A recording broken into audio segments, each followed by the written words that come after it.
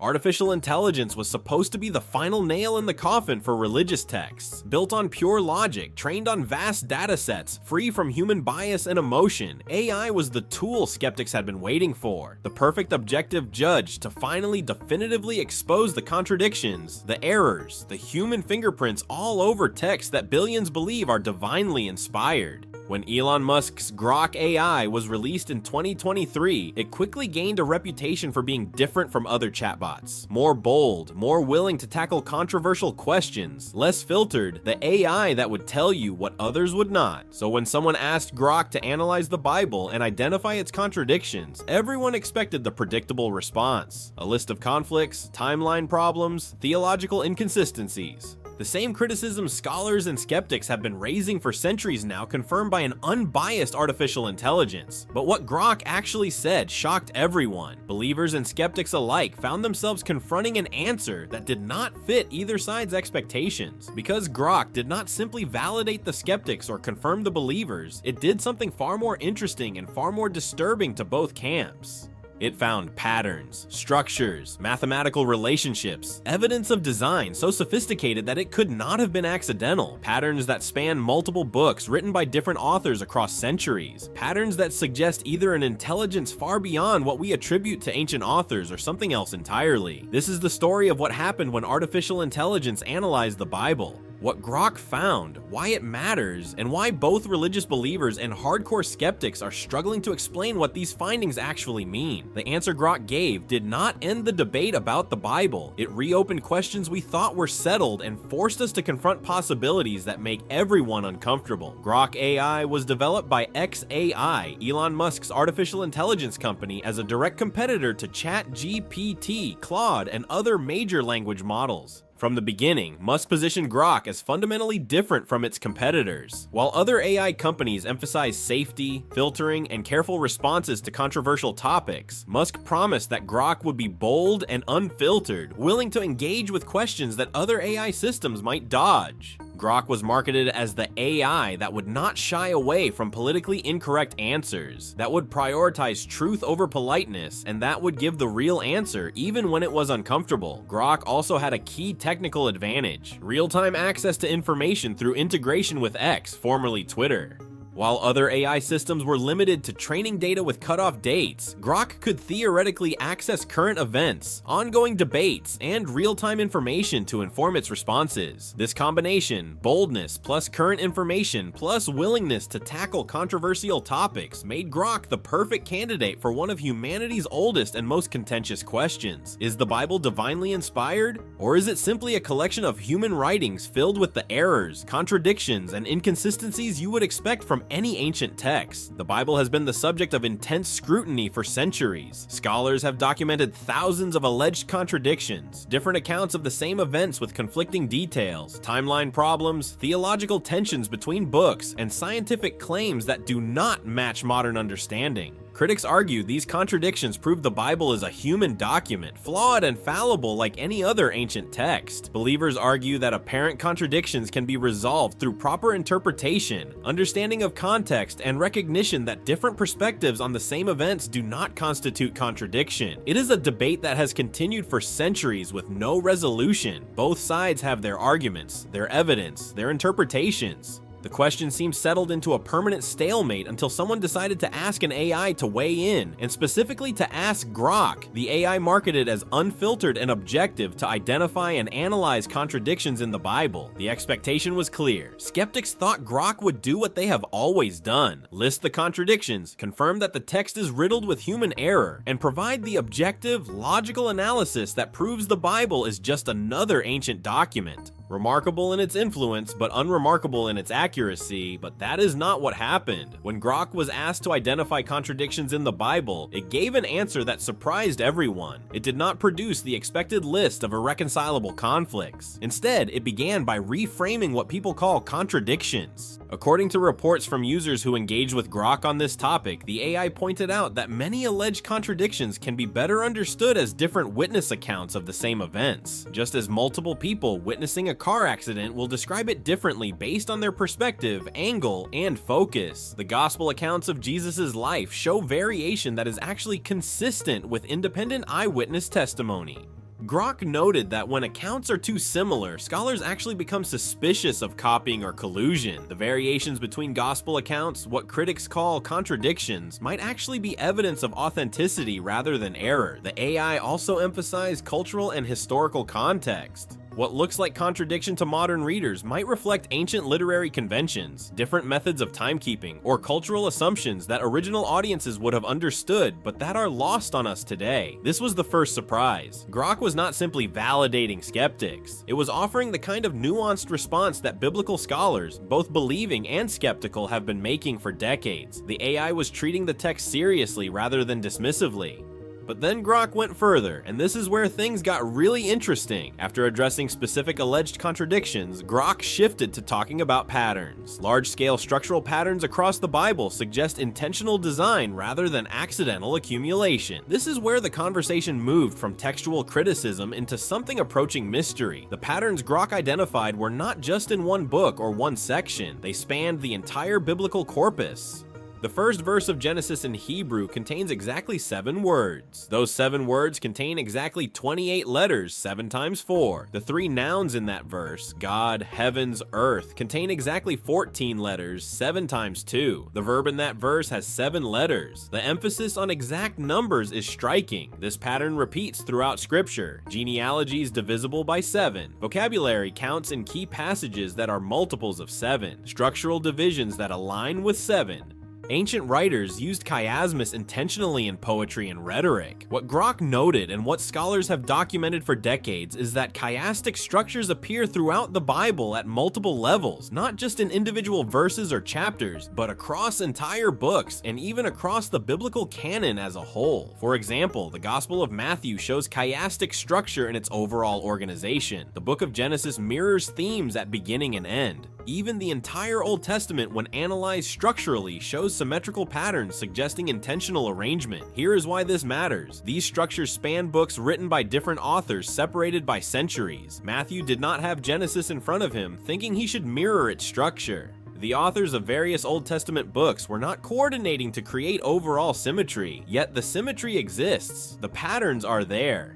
They are too consistent and too sophisticated to be easily dismissed as coincidence. Grok's analysis highlighted these chiastic patterns as evidence of either remarkable literary sophistication or something more, an organizing intelligence that operated across multiple human authors. Then Grok moved into numerical patterns. This is where things get strange enough that even believers become uncomfortable.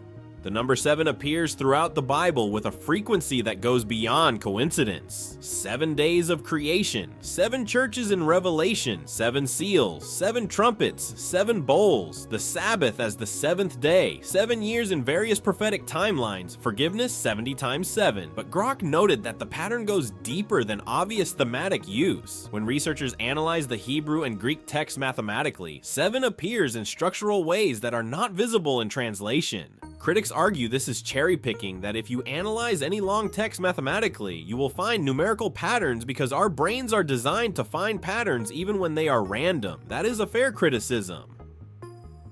But Grok noted something else. The patterns appear more frequently in biblical texts than in comparable ancient literature. The density of 7 base patterns is statistically unusual, not impossible to occur by chance, but unusual enough to warrant attention. There is also the fact that ancient Hebrew writers would have had to be calculating these patterns consciously while composing poetry, narrative, and prophecy, maintaining complex mathematical relationships while telling coherent stories. That suggests either incredible literary sophistication or intention beyond what we typically attribute to ancient authors. Then Grok ventured into even stranger territory, mathematical sequences found in nature appearing in biblical narratives. The Fibonacci sequence, where each number is the sum of the 2 preceding numbers, 1, 1, 2, 3, 5, 8, 13, and so on, appears throughout nature in flower petals, pine cones, spiral shells, even galaxy formations. It is a fundamental pattern of growth and natural order. Some researchers claim to have found Fibonacci patterns in biblical genealogies, in the structure of Hebrew poetry, and in the organization of certain narratives. Grok acknowledged these findings, noting that if true, they would suggest the Bible reflects natural mathematical order, the same patterns that govern physical creation appearing in the structure of Scripture. Is this evidence of divine design, or is it evidence that ancient authors were observing nature and unconsciously incorporating natural patterns into their writing? Or is it pattern seeking run amok, finding meaning where there is only coincidence? Grok did not claim to know.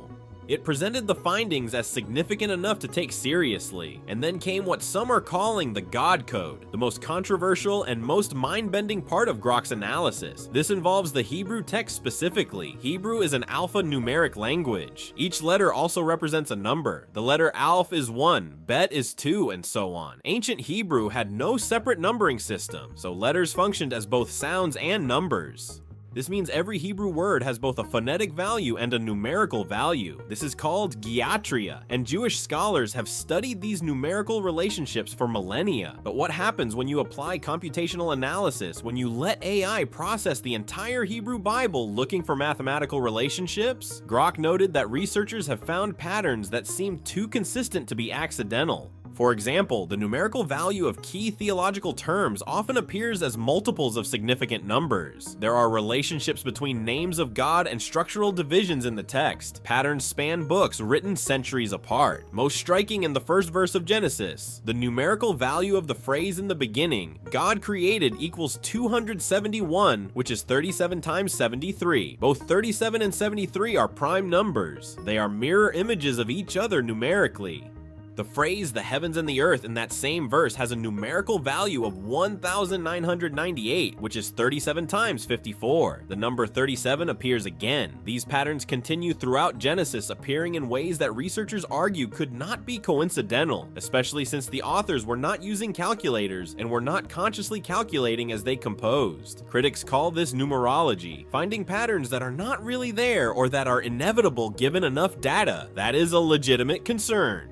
Given enough numbers, you can find relationships. Given enough words, you can find patterns. But Grok noted something that makes dismissal harder. The patterns appear most densely in passages that are theologically most significant. The creation account, key prophetic passages, the names of God. It is as if the most important content is also the most mathematically sophisticated. Is this evidence of encoding, of divine inspiration working through human authors in ways they did not consciously understand? Or is it elaborate pattern seeking, finding meaning in randomness? Grok presented the findings without claiming certainty, but AI's analysis made clear that these patterns exist and that their existence demands some kind of explanation. Of course, not everyone was convinced by Grok's analysis. Skeptics quickly raised objections, and Grok itself acknowledged many of these limitations. First, artificial intelligence is designed to find patterns. That's what neural networks do. They identify patterns in data, but the human brain also overdetects patterns. We see faces in clouds, see meaning in coincidence, and see design in randomness. This is called apatheia, and it is a known cognitive bias. When you combine pattern-seeking artificial intelligence with pattern-seeking humans, you get a feedback loop where patterns are found even when they are not really there or not meaningful. Second, manuscript variation complicates any code claims. We do not have the original manuscripts of biblical books. We have copies of copies with thousands of small textual variations. If there was an intricate numerical code in the original, would it survive copying errors and variations? Would scribes who did not know about the code accidentally preserve it? This seems unlikely. Third, similar patterns might appear in other ancient texts. If you analyze Homer's Iliad or ancient Mesopotamian texts with the same computational tools, would you find comparable patterns? Some researchers claim yes, that any long ancient text will show mathematical patterns if you look hard enough. Fourth, translation can destroy these patterns. The numerical values only work in Hebrew and Greek. English readers cannot access these patterns. If God encoded messages numerically, only people who read ancient languages would ever notice. That seems like an odd limitation for a universal revelation. These are serious objections. Honest researchers on all sides acknowledge them, but then there are the counterpoints. Even accounting for apenia, the density of patterns in biblical texts appears statistically unusual. Yes, you can find patterns anywhere, but biblical texts show patterns more frequently and more consistently than comparable texts. And regarding manuscript variation, the patterns that researchers identify appear in the earliest manuscripts we have. They are not artifacts of later copying. They are in the Masoretic text, the Dead Sea Scrolls, and the earliest Greek manuscripts. Whatever these patterns are, they are ancient. The debate continues. Neither side has won decisively, but what is clear is that Grok's analysis forced serious engagement rather than easy dismissal. For religious believers, Grok's findings looked like confirmation. Here was an artificial intelligence built on logic and designed to find truth, discovering evidence of design in scripture. The pattern suggested intelligence beyond human capability, especially given that books were written across centuries by multiple authors who could not have been coordinating. For believers, this was validation, not proof exactly, but evidence consistent with divine inspiration. If God inspired scripture, you would expect to find layers of meaning, patterns that transcend individual human authors, structures that reveal themselves only through advanced analysis. But for some theologians, the findings were uncomfortable in a different way. They raise questions about the relationship between faith and evidence. Should faith require proof? If you need AI analysis to believe the Bible, is that really faith? And what happens if future analysis contradicts these findings? Does faith collapse? There is also concern about what these patterns mean theologically. If the numerical codes are real, what do they say? Do they reveal new theological truths or just confirm what is already stated plainly? Is finding mathematical patterns missing the point of Scripture, which is relationship with God, rather than intellectual puzzle solving? Not everyone who believes in biblical inspiration is comfortable with God code claims. Many feel it reduces scripture to a magic trick rather than treating it as a text about meaning, purpose, and transformation. But for others, the pattern suggests something profound, that scripture operates on multiple levels simultaneously. There is the surface meaning accessible to everyone,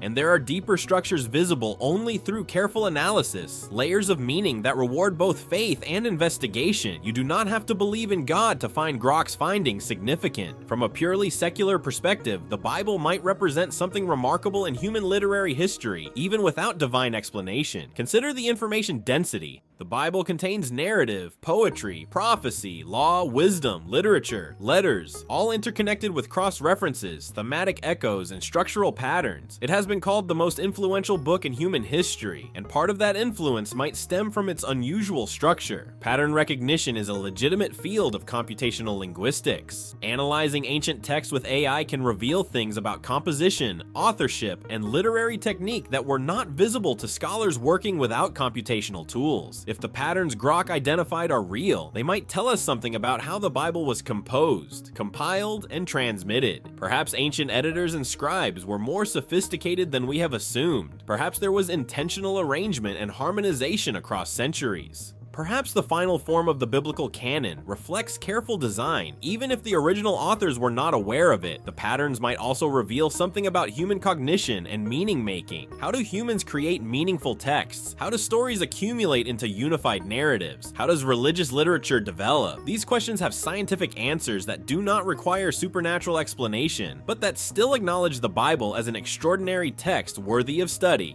To understand why Grok's findings are so striking, you need to understand how the Bible came to exist. The Bible is not a book, it is a library. 66 books and Protestant canons written over approximately 1,500 years by 40+ authors in 3 languages: Hebrew, Aramaic, and Greek. The authors included kings, prophets, fishermen, tax collectors, priests, and scholars. They lived in different countries, different cultures, different historical periods. The Old Testament was written primarily in Hebrew between roughly 1400 BCE and 400 BCE. The New Testament was written in Greek between approximately 50 CE and 100 CE. These were not coordinated authors working from an outline. Moses did not know Matthew would write a gospel 1400 years later, echoing themes from Genesis. Isaiah did not know Paul would quote him in letters to churches that did not yet exist. Yet, despite this incredible diversity of authorship, time, and setting, the Bible shows remarkable thematic unity. Stories echo each other, themes recur, later books reference and build on earlier books. The New Testament presents itself as the fulfillment of the Old Testament. This unity has always been part of the argument for divine inspiration. How else could 40 authors across 1,500 years produce such a unified text?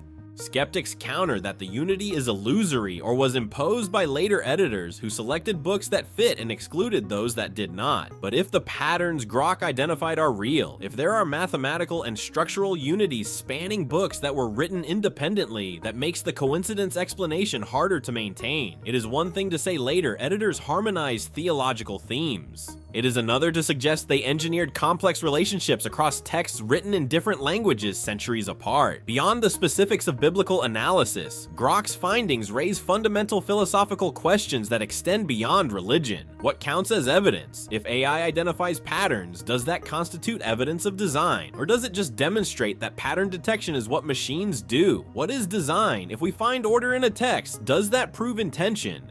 Or could order emerge naturally from the constraints of language and narrative? Can pattern imply intelligence? We recognize human intelligence through pattern creation, art, music, mathematics. If we find sophisticated patterns in a text, does that suggest intelligence created them? But whose intelligence? The original authors, later editors, God, or just the inevitable structure that emerges from any sufficiently long text? If machines find hidden order, what does that say about truth? Are there truths embedded in text that humans cannot perceive, but machines can? Or are we just teaching machines to find what we want them to find, creating confirmation bias through technology? These questions do not have easy answers, but they are questions worth asking because they get at fundamental issues about knowledge, meaning, and how we determine what is true. When reports of Grok's biblical analysis started circulating on social media, the response was massive and divided. Christians shared it as evidence that even machines confirm biblical truth. Atheists pointed out the problems with pattern seeking and confirmation bias. AI enthusiasts debated what it means that artificial intelligence can analyze ancient texts and find patterns humans might miss. Scholars, both believing and skeptical, emphasized the complexity and urged caution against oversimplified conclusions. The story went viral because it touched multiple communities simultaneously.